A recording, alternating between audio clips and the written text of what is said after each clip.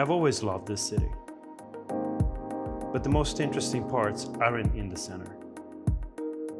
They're at the edges. The edges are where the city relaxes, where you find a sense of perspective, at the edge of possibility.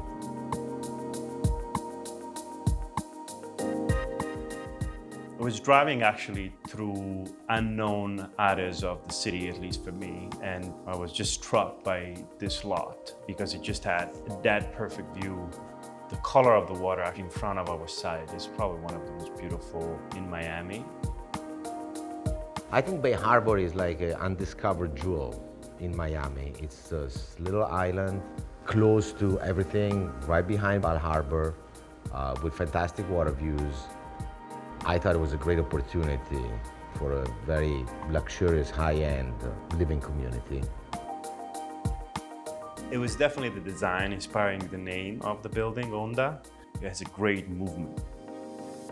Up and down, but it also comes out and in.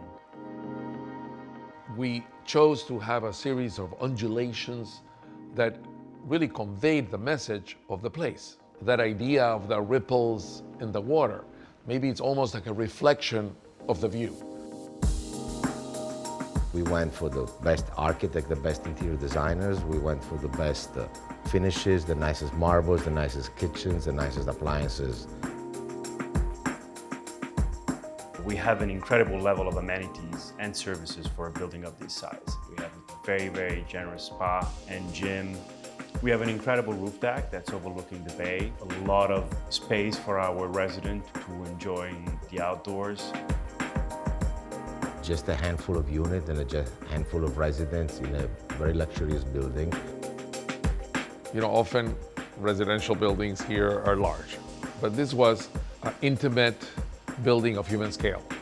Not another large condominium, but almost a house on the water.